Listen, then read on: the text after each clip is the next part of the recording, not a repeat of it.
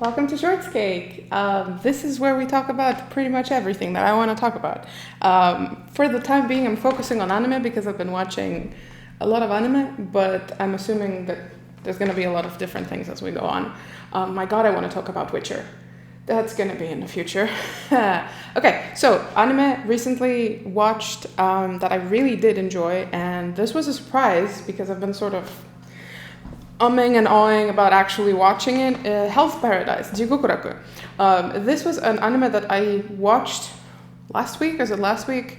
I just marathoned it in a day, pretty much. I've been keeping it in my playlist since it came out, and I've been hesitating watching it because I've been, hearing some feedback like, oh, animation's a bit, and it's sort of like a lesser priority project, but I can totally see that, by the way. When I started watching it, I was like, the first couple episodes especially, it's like, okay, yeah, I get it.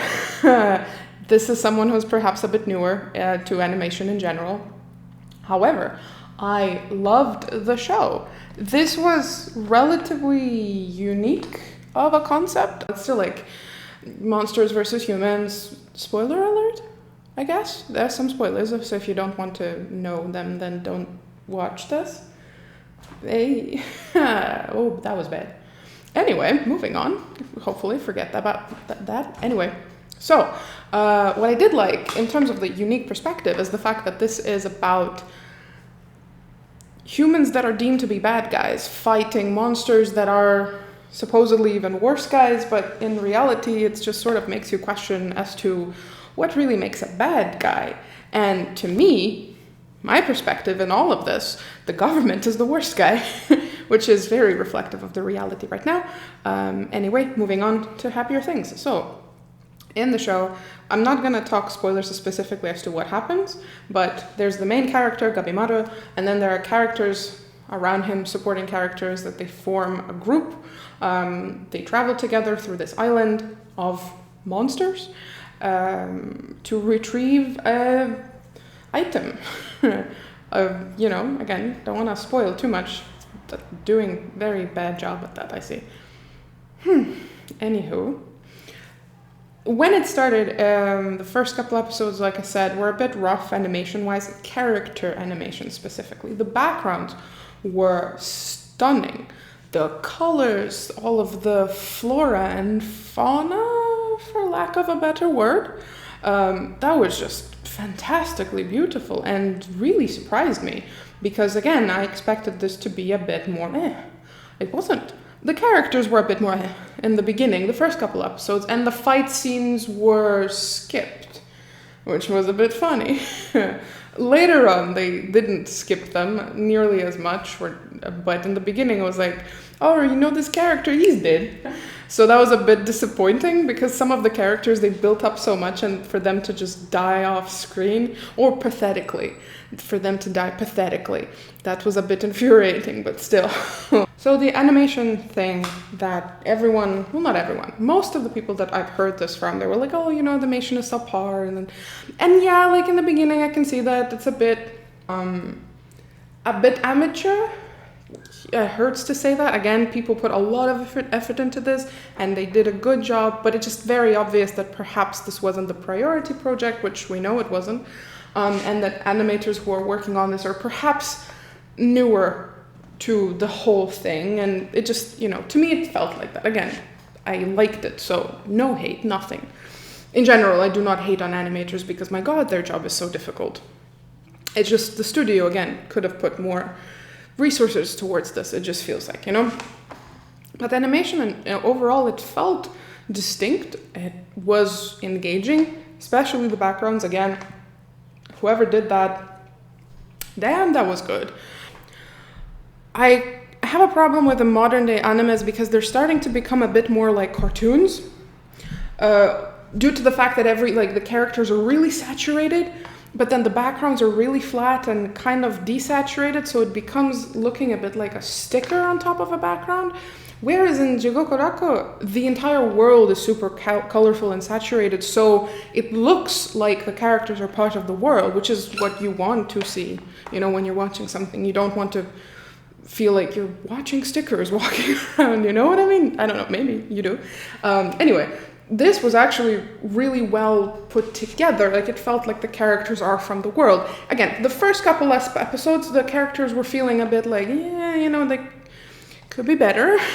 But as the anime progressed, it started to feel like people are getting more in the groove, and they're perhaps having more time and resources to actually work on it. So it felt a lot more put together and a lot more like a single unit of a project rather than background sticker, which is a problem I have with one of the recent remakes of an beloved anime. See if you can guess it, because I'm planning to make a video for this, and it hurts me so much and I'm so mad at it, but let's see if you can guess it. Let me give you a couple hints. It's a nostalgia anime, like it's an old anime from the 90s. It's been remade just now, and well, in my perspective, they ruined it, but it had bangers for music. Like, oh my god, the music used to be so good. Now it's I'm good. That's it. That's all the hint. Those are all the hints I'm giving you. See if you can guess it. You know, write down in the comments. I don't know. I mean, this is not a competition. I'm just curious to see if anyone is on the same page as I am about that particular show. Anyway, coming back to this, here it didn't feel like that. It felt like the whole world, including the characters, are one, and it made it very enjoyable to watch because you are able to, you know, appreciate everything. It's not just about watching the characters move around. I personally so much enjoy watching the backgrounds and whatever's going on there, the world building, background characters, costumes. Like, again, I'm personally into costuming and historical fashion. So for me, whenever I watch something, costume is a big part of my personal appeal, or the show's appeal to me, or lack thereof. Anyway, this was great. I enjoyed the story, because it's complex in a way where it makes you question everything, because the good guys are kind of bad guys. But are bad guys actually bad guys? What makes bad guys bad? And then the monsters that they're fighting, you know, they're supposedly, you know, bad from the perspective of us watching this. You know, they're presented like, you know, there are things that they do that are just messed up and, you know, wrong. But then when you listen to their side of the story, you're kind of like, okay, I get it for you. Not that that makes it a good thing. It's just they take the time to actually show you the perspective of the supposed bad guys in a way that you know, start to understand perhaps where they're coming from. Again, it doesn't justify what they're doing. It's interesting that they show this, because a lot of the time I feel like when you do good guys versus bad guys, like for example, Demon Slayer, you have the good guys that are very, very good guys. You know, they're the best, Hashiras, and everyone's defending humans, and humans are the good guys, well, most of the time. And then demons are really bad. They're very, very bad demons. And then you get at the very end, as they die, like this sympathetic story as to not all of them, to some of them, as to, you know, how they became demons. So you start to sympathize with them, which is great. Like, I like that perspective. But what I liked in this show instead of that is that there isn't really a very clear-cut line between the good guys and the bad good, quote unquote. No one's really winning rewards for goodness in this show. It's a lot more murky, which is a lot more realistic. So that was enjoyable. I like the characterizations of all of the different characters. Gabimaru, obviously he's the lead, and he's good. It's fun. It's also, the guy's been working overtime because he's doing Mashal. He's doing something else, I think.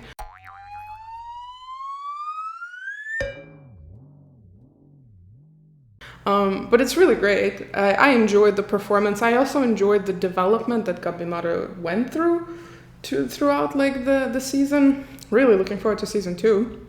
I'm glad that they finally announced it, because I was a bit worried, not gonna lie. And then everybody else also gets a story that, again, it doesn't really, you know, paint them as like, oh, you're just a straight up good guy, the best guy ever lived, did nothing wrong, and it's just all the good guys. No, it's a lot more complicated in a very human way. But it's ultimately their choices and what they do with their life that make them stronger, better in a way, I guess. That was really nice. The other thing I liked was the overall message, which maybe I am interpreting this way too deep, but to me, this anime very much was about transcending your purpose. In a lot of animes where it's like good versus evil and all of that, all of the characters are fulfilling their, purpose. Demon slayers, your purpose is to slay demons, and they do that, they do that really well. But it kind of feels like a bit restrictive and a bit one-sided. So it's like your only purpose is to slay demons, and that's sort of the only thing they show them doing. Whereas in this anime, pretty much every character sort of transcends their initial purpose. So Gabimaru is an assassin, again, sort of mild spoilers, not really, but he transcends that. He chooses to go past that. He chooses to live a life, well, he wants to live a life beyond that, to transcend his quote-unquote purpose. Then you have all of the executioners, who, again, their purpose is to behead criminals. That's the executioner's point. But the ones that remain on the island, obviously those are the ones I'm talking about, they're more than that purpose. One of them wants to be a teacher, and he takes that upon himself to transcend his purpose and become the thing that he wants to be. The girl who's responsible for Gabimaru, what's her name? Sagiri, maybe? Again, she's looking for more to her life than just doing the job that she's supposed to be doing, because that's her purpose. And to be fair, that isn't her purpose. They're constantly pushing her to fulfill her purpose as a woman, give birth to babies and stay home. But in reality, she doesn't want to do that. She wants to earn her place in the world with doing the work that all the men are doing. And more than that, she goes beyond that. She also looks at people and she tries to understand them, this whole criminal study thing.